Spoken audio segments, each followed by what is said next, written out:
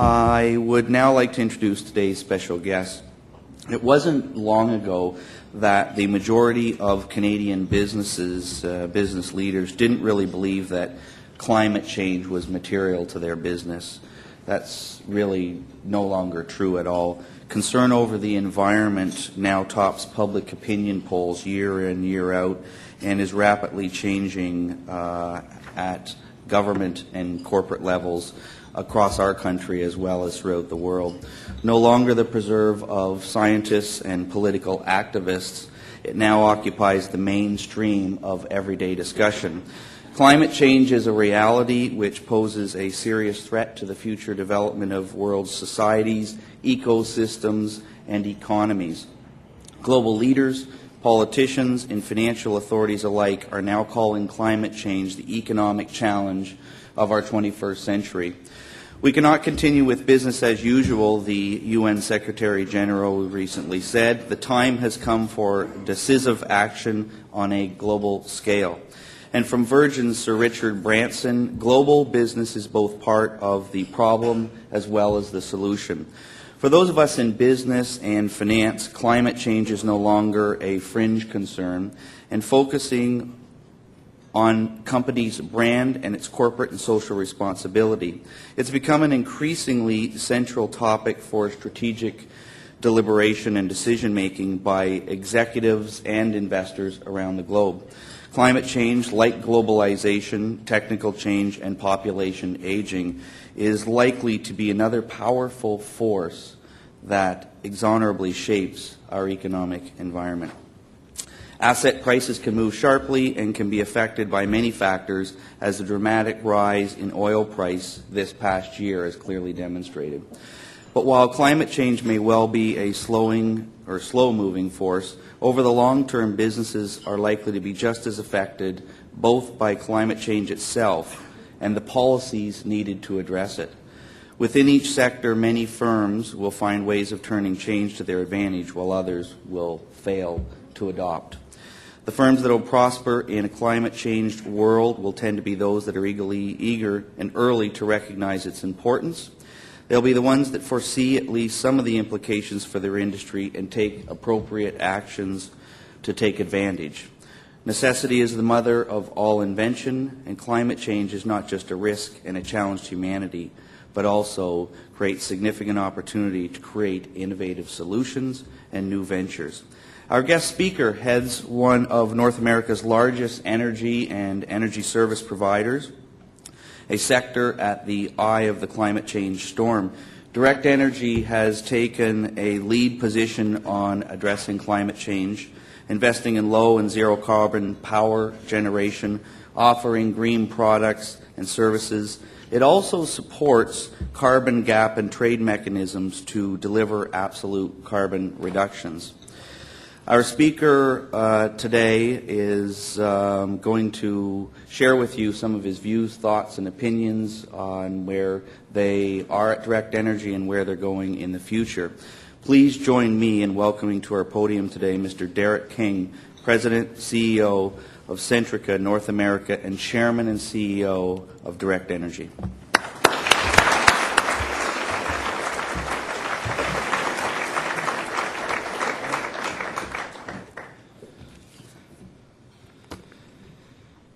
Well, thanks, Alan, and good afternoon, ladies and gentlemen.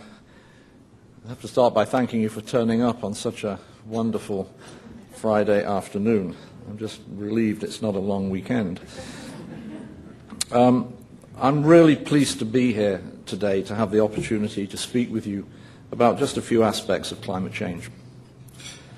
As Alan said, most of us are already aware that climate change presents a risk, but we're not always clear what that risk is.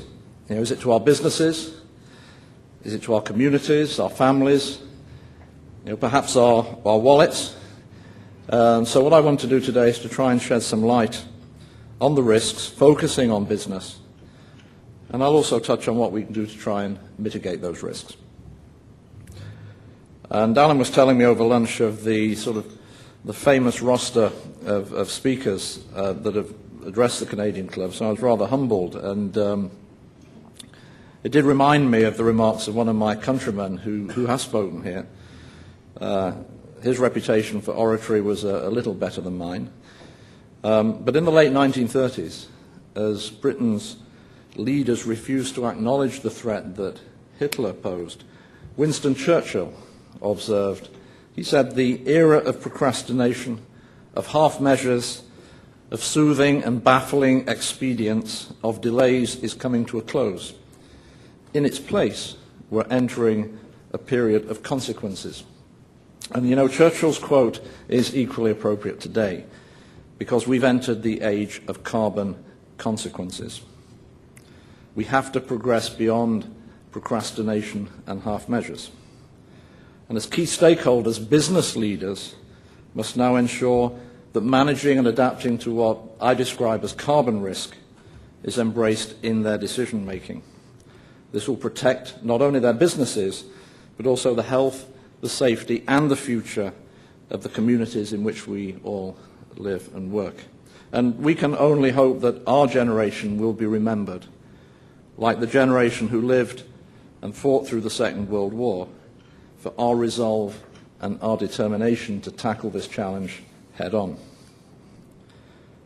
And we must start by recognizing that climate change poses a serious business risk with major strategic, operational, reputational, legal, and financial implications. The cost of doing nothing, the cost of inaction, will ultimately far outweigh the cost of action. And the sooner we begin, the brighter our economic and social future will be. And as the Conference Board of Canada noted recently, businesses that ignore the debate over climate change do so at their peril. So to try and shed some light on what we're facing and how we need to prepare, I'd like to speak about three things today. First, there's the global energy landscape. Now, in our land of plentiful natural resources, this has never mattered too much to Canadians. In the past, we were okay, but we're increasingly exposed to global trends. And for us, trust me, global is gradually becoming local. The second consideration I'll talk about is carbon legislation and pricing, one of the big political hot potatoes of the moment. And the third consideration is what all of this means for Canadian business. So let's start with the energy landscape, and let me start by stating the obvious. Energy is more expensive than it's ever been. Oil prices have doubled since a year ago, and they passed the previous inflation-adjusted price level on February the 29th this year, and they've gone on since. Now, soaring demand in developing countries is clearly a major factor, and the emergence of commodities as a new what's called investor asset class, for which read haven for speculation, is playing its part. Supply of oil's on a knife edge, and just one incident in one major producing territory could easily lead to the $250 oil that Russia's Gazprom was forecasting only last week. There's also a growing continental natural gas deficit in North America, with demand growth from the oil sands and for power generation outpacing what is essentially static domestic production. And this deficit will grow and could reach 10% of North American demand in just 5 years' time.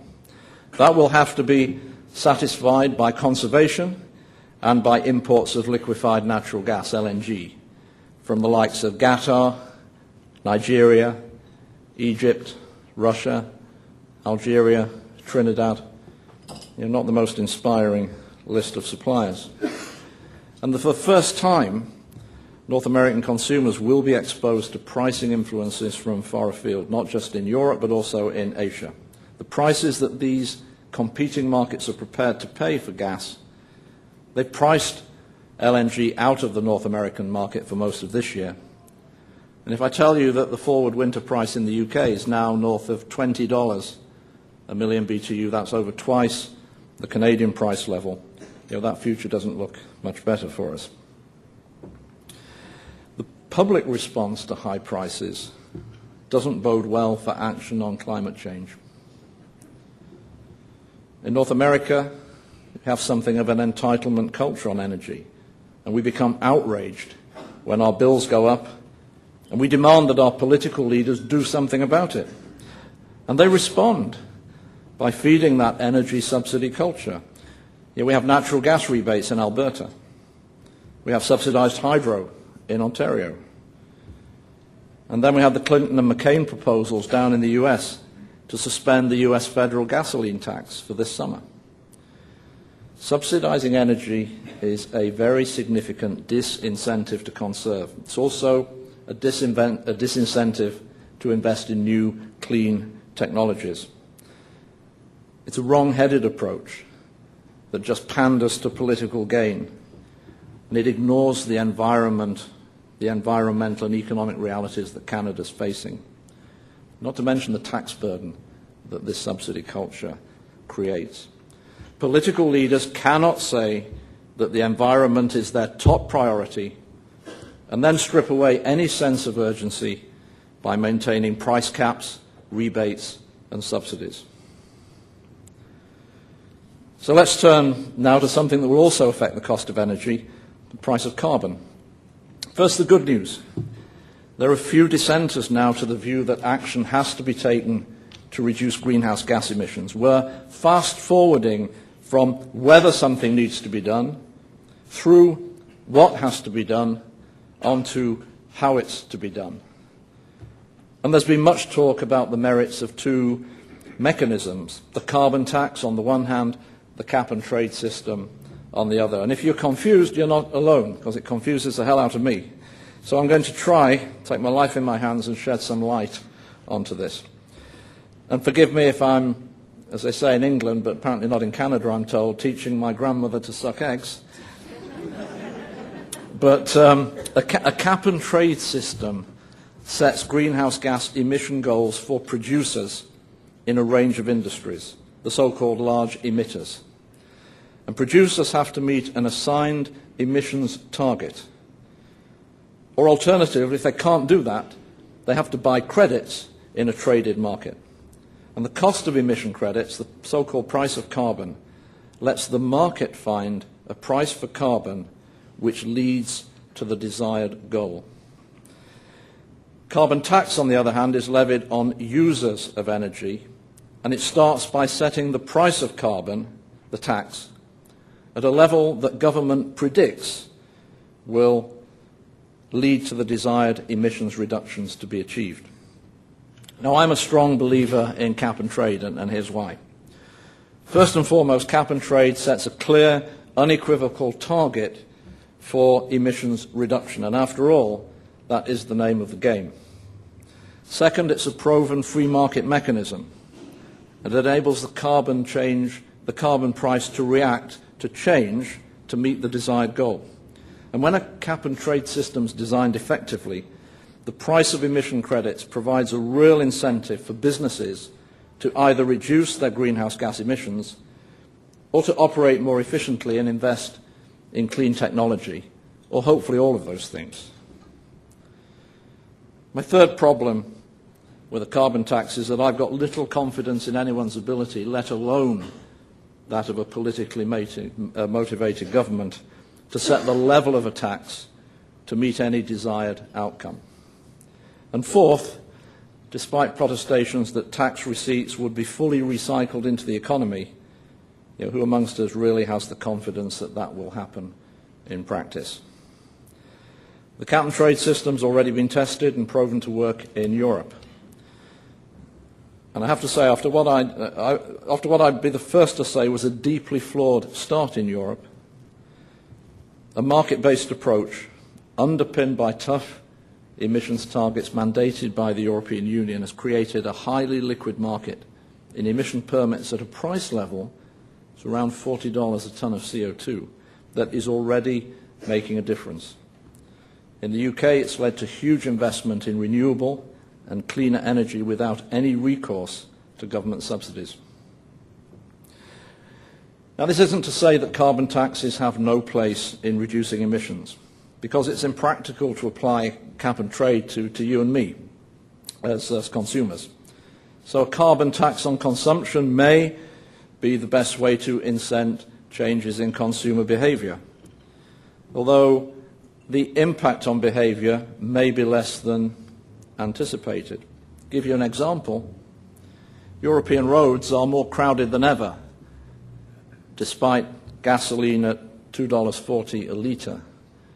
I was in England yesterday, it's $2.40 a litre, and we think we have problems. On the other hand, Europeans generally drive vehicles with much, much better fuel economy than the average Canadian.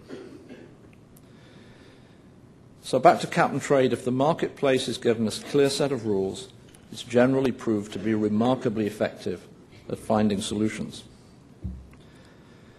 But unfortunately, here in Canada, we are not giving anyone, we're not getting clear direction. In fact, we're proceeding in a quite disjointed way. Last year, provinces of BC and Manitoba joined 7 US states in the Western Climate Initiative, a regional cap and trade scheme. BC's followed up this year with a carbon tax on the use of energy. You have to say, on Gordon Campbell's behalf, a pretty bold move that the rest of Canada and certainly BC citizens are watching very intently. Alberta, of course, has decided to go its own way, fearful that development of the oil sands will be impeded in some way. And then only last week, Ontario and Quebec announced a joint cap and trade initiative that it appears, at least, will have some very bold targets, not inconsistent with Kyoto. The federal government appears committed to cap and trade, but continues to talk in terms of carbon intensity, which measures greenhouse gas emissions per unit of output. So if a company's output rises, total emissions can rise with it. And my concern about that is that an intensity-based approach will not deliver the required results. And as important, will be viewed internationally as Canada either pleading for special treatment or seeking to avoid its obligations. And leaving aside all of that, what struck me most is this unedifying rhetoric that's been used by both Ottawa and the provinces. At a time when clear heads need to prevail, our political leaders have resorted to entrenched positions and name-calling. How on earth is industry supposed to make investment decisions against this patchwork quilt of possible legislation? Canada needs and must have consistent emissions legislation across the nation. If we look to the south, I believe that the US is now moving inexorably towards coordinated national action after that same patchy start. A week ago today, the US Senate debated the Climate Security Act, better known as the Lieberman-Warner Bill, a bill which would cap emissions from over 75% of the US economy, with very tough medium and long-term targets. Now, that bill did not get the 60 votes required to overcome a Republican filibuster and move forward. But it did get 48 votes in favour. And if you take the 48 votes plus the 6 votes, the 6 absent supporters who would have voted in favour had they been there, including Senators McCain, Obama and Clinton, that's a big step forward from just 38 senators who supported action on climate change in 2005. There's huge industry support for Lieberman-Warner, and I still believe that that bill will form the basis of legislation that the new US President will sign into law in the not far distant future. And interestingly, and key to getting the developing nations on board, that legislation would have required importers of goods from countries without acceptable emissions targets to submit to US allowances for the calculated carbon content. And that could have a material adverse impact, for example, on the import of oil sands crude into the US in the absence of similar strong legislation in Canada.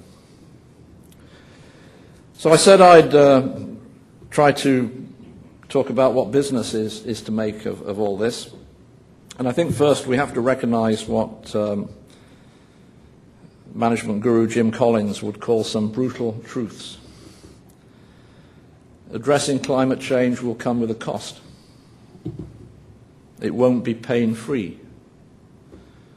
In part, the cost will be slower, economic growth, but it will not be zero growth or economic disaster. The pain will not be felt uniformly. Energy-intensive manufacturing will be harder hit. And I don't suppose that producers of trucks and SUVs will do too well. And rural communities will be hard hit by any environmental levies or taxes on gasoline. So at the policy level, it's critical that business contributes to the debate and that its views are heard and respected and taken into account. And in this context, I think there are four key principles that have to be established. First, although there are probably now too many stakes in the ground to make a single national emissions plan possible, there is the possibility of aligning provincial plans into some form of consistent framework so we know what we're dealing with. Second, the proceeds from any tax or levy or emissions permit auction has to be recycled into the economy and not used just as another source of revenue by governments.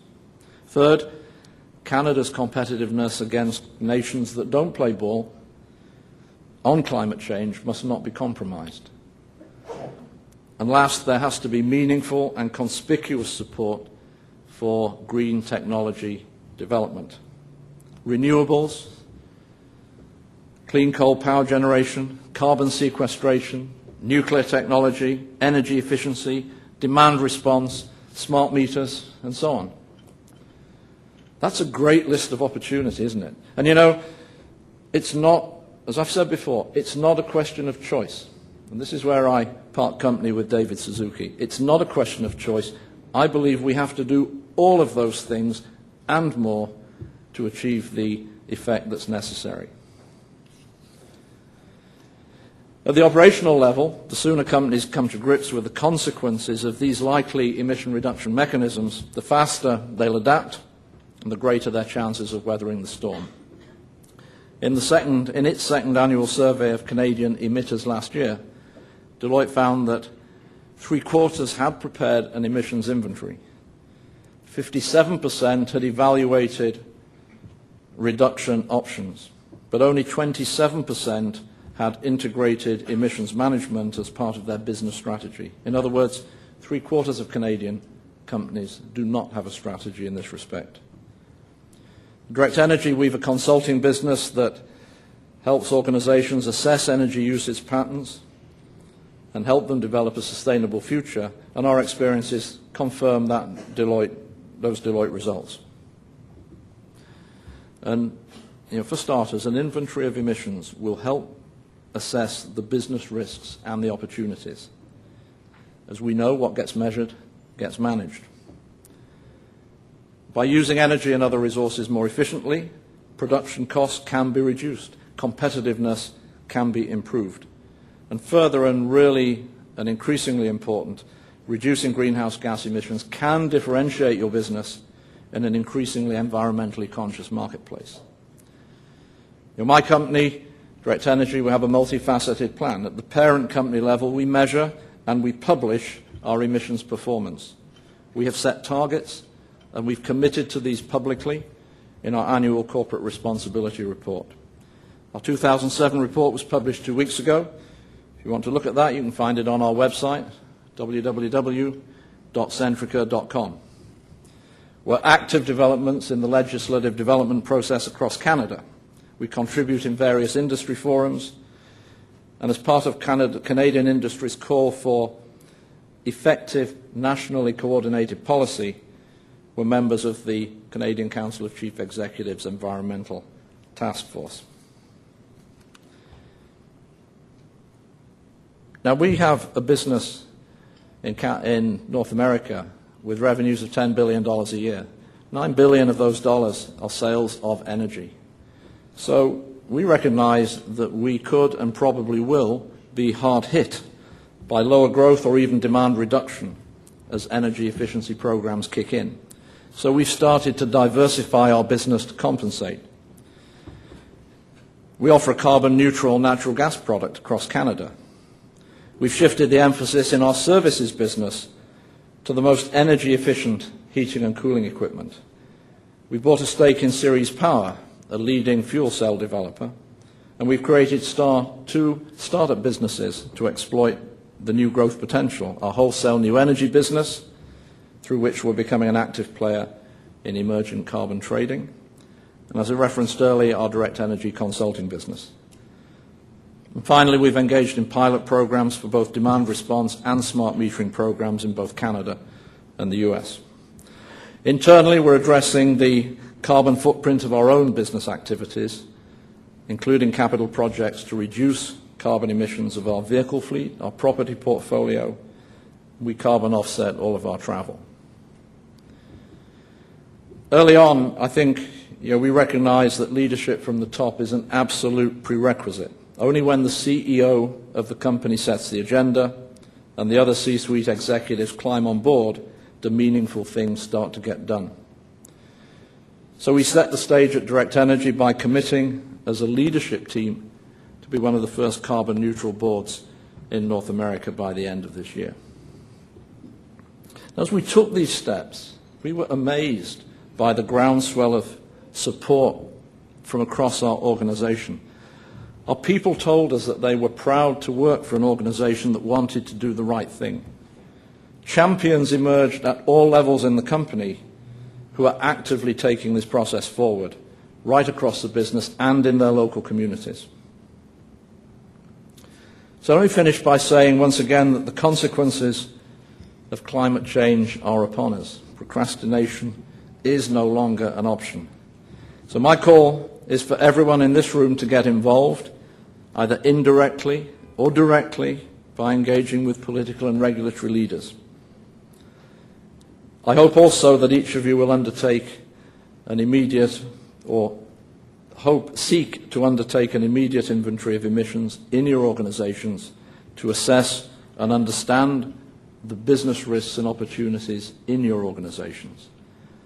To that end, I'd like to close with a challenge, which is that all the business leaders present here today take steps to measure and report through the Carbon Disclosure Project. In 2007, just 88 Canadian companies responded to the Carbon Disclosure Project. This year's questionnaire was mailed out on February the 1st to over 3,000 companies worldwide and over 200 of Canada's largest companies. The questionnaire asked companies to measure and disclose their greenhouse gas emissions and report on their strategy for dealing with risks and opportunities associated with climate change. To restate my earlier point, what gets measured gets managed, and what gets managed gets done. With that, I'd like to thank you for your kind attention, and I would be happy to take any questions. Thank you.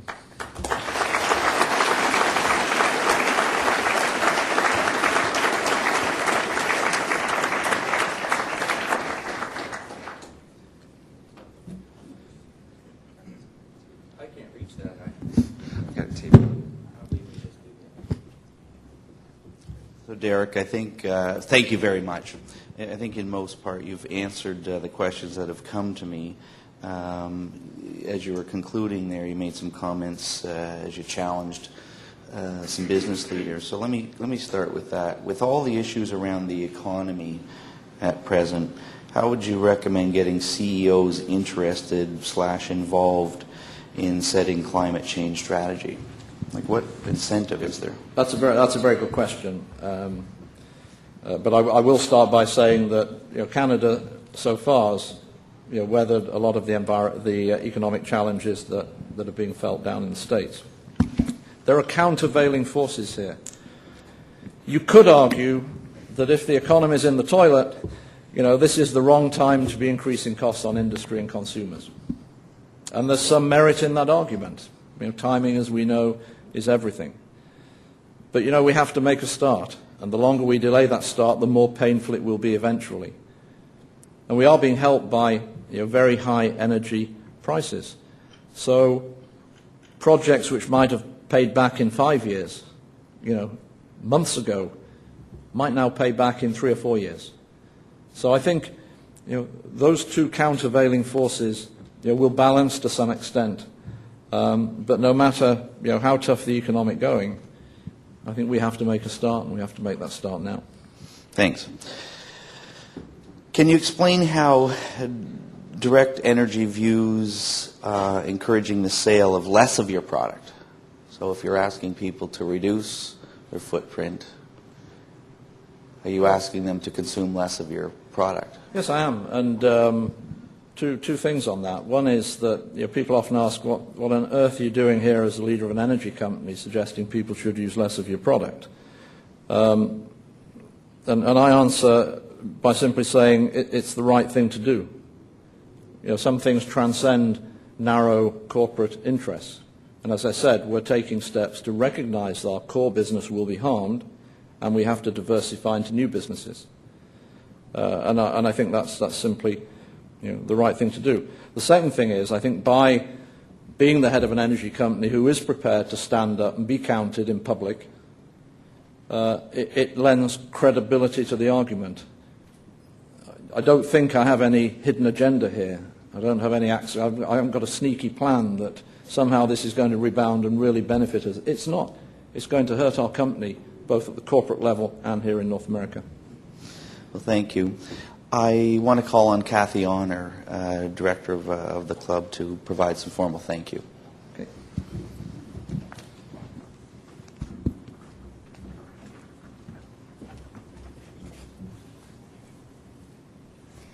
Thank you so much, Mr. King, for joining us here today. I'd like to close today's event with another quote from someone very well known. Climate change poses clear, catastrophic threats. We may not agree to the extent, but we certainly can't afford the risk of inaction. The climate won't wait for us. And no, that wasn't Al Gore, that was Rupert Murdoch. As business leaders, we are also citizens of this globe we all live on. We have to commit ourselves to solving what is a growing consensus to be the biggest challenge to face the human race. Business today is transnational, truly global, and offers so many advantages to all of us. But now we all have to demonstrate what globalization can do for the globe. As Deryk King has so well demonstrated, with his own example and Direct Energy's leadership, our resourcefulness and our capacity to come up with energy emissions management strategies are so essential to overcoming this. Inaction is not an option. Thank you so much, Deryk, for educating us and inspiring us today. Thank you.